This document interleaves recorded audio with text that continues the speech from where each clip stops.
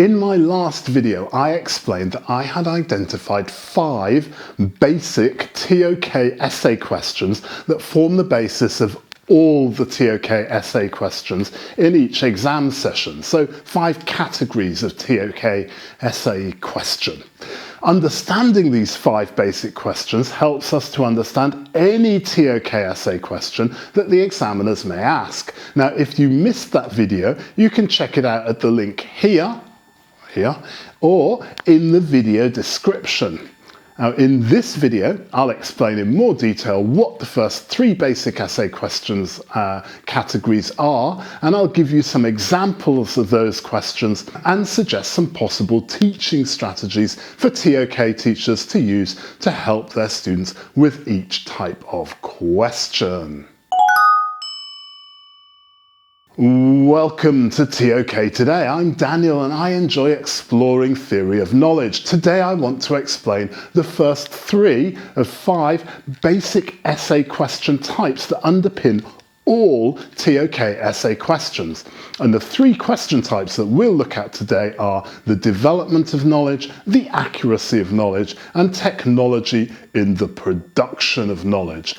Now you can download this graphic and all the other slides that I used in today's video for free from the link in the video description. Now I've called the first category development of knowledge because it deals with exactly that, how knowledge develops over time.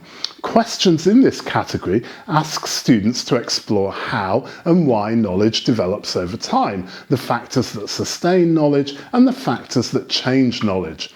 Now, these questions may also ask about the relationship between knowledge and the methodology used to construct it. You can see on your screen now a list of the questions that fit into this category in the last 7 exam sessions. And a couple of examples of those questions are question 3 from November 24, how might it benefit an area of knowledge to sever ties with its past? It's fairly evident that this question is asking us about the change in knowledge over time. Students might consider issues such as changing external context, requiring changes in the scope, perspectives and methodology of the knowledge framework. Now, a second example of a question in this first category is question 6 from May 2023. To what extent is the knowledge we produce determined by the methodologies we use? Now here the focus is slightly more on the relationship between methodology and knowledge. However, in order to illustrate claims, students will probably have to use examples of changes in knowledge and changes in methodologies over time. As I said, if you want copies of these slides, you can get them from the link in the video description or from the ToK Today website. Let's take a look at teaching strategies for development of knowledge questions. Now we're dealing with the central question of whether knowledge changes over time and why it changes over time. And related to this are the questions of whether knowledge is supplemented, modified or replaced over time. These central questions can be linked to a range of factors, primarily of which could be the purpose for which knowledge is constructed and the related intentions of knowledge producers. Linked to that are the intentions of knowers and how knowers use knowledge. Focusing back on the production of knowledge, we can link change or stasis to the role of methodology and methodological change. Finally, we need to address external factors in the change or maintenance of knowledge. Such external factors include culture, resources, and values. Now, if you're getting use from this video, I would much appreciate a like, and if you want to see more videos on ToK, then I'd be most grateful if you'd consider subscribing to the channel. Thank you. Moving on to the second category of questions. These are questions that concern the accuracy of knowledge. Now this category covers various ways of defining accuracy.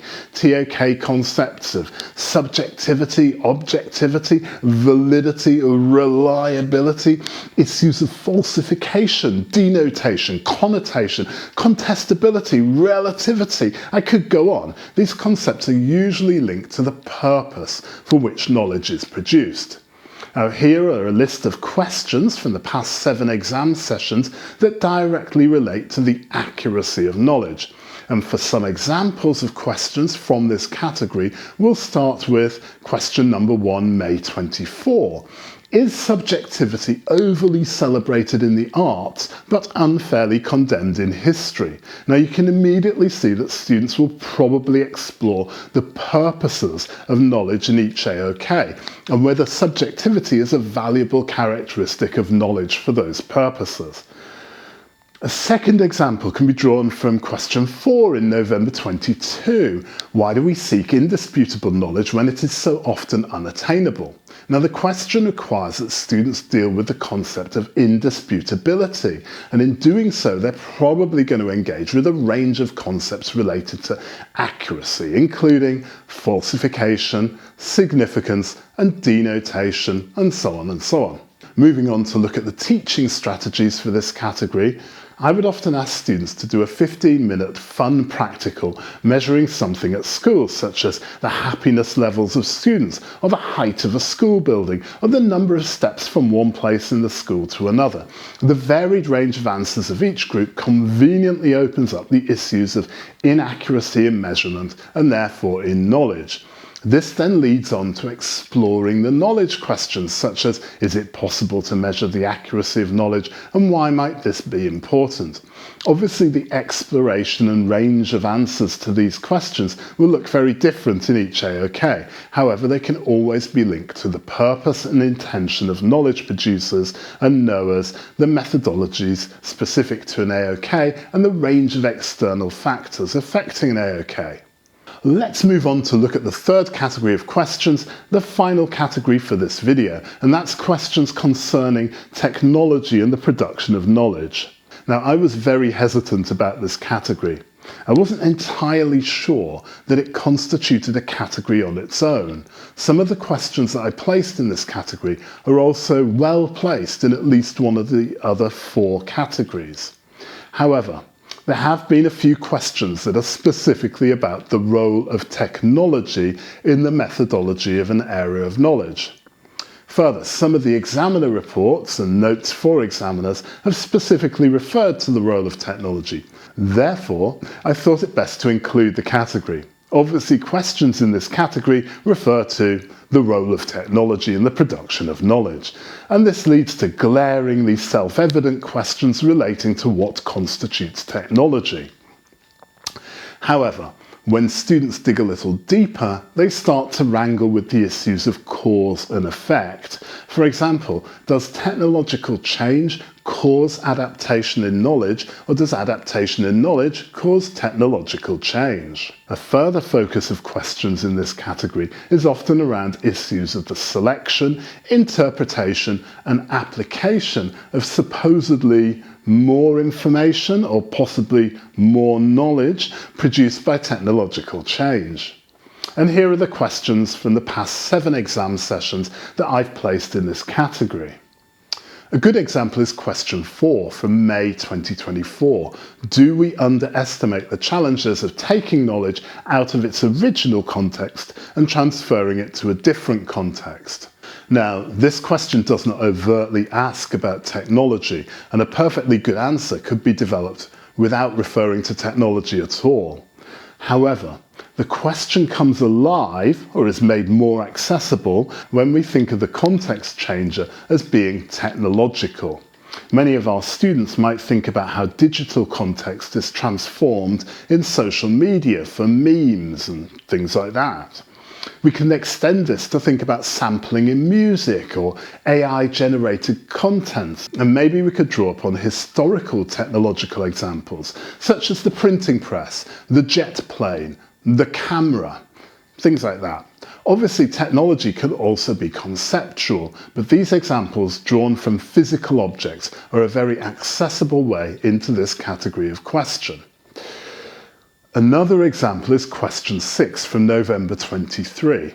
Faced with a vast amount of information, how do we select what is significant for the acquisition of knowledge? Now, obviously, this question isn't necessarily about technology, but again, it makes it far more accessible for most students if we start with technology. As soon as you start exploring this question, you run into issues of defining technology. Is the technology external to us, or are we the technology? Moving on to teaching strategies for this category of question, there are many fun practicals that you can do using AI-generated content, physical tools, reapplication of tools, and lots of newspapers, sticky tape and straws. The ToK learning points that I try to develop focus on the role of technological change in the production of knowledge. In addition to the knowledge questions discussed earlier, I like students to explore whether technology is inevitable or even necessary, whether technology is a creator or a consequence of context, and the dynamic relationship between humans and machines in the production of knowledge. There's much here, and I predict that it will become far more significant in ToK, epistemology, and wider philosophy in the coming years. So, brush up on your Heidegger. Now, if you're preparing students to write their ToK essay in the current exam session, you may want to pick up the ToK Today Essay Support Notes for Teachers from the ToK Today website or from the link in the video description. And if you're looking for teaching strategies and materials for the essay, then be sure to pick up Teach the ToK Essay in 12 Lessons pack from the ToK Today website. In the next and final video in this three-part series, I'll look at the final two question types, epistemic questions and questions relating to ethical issues.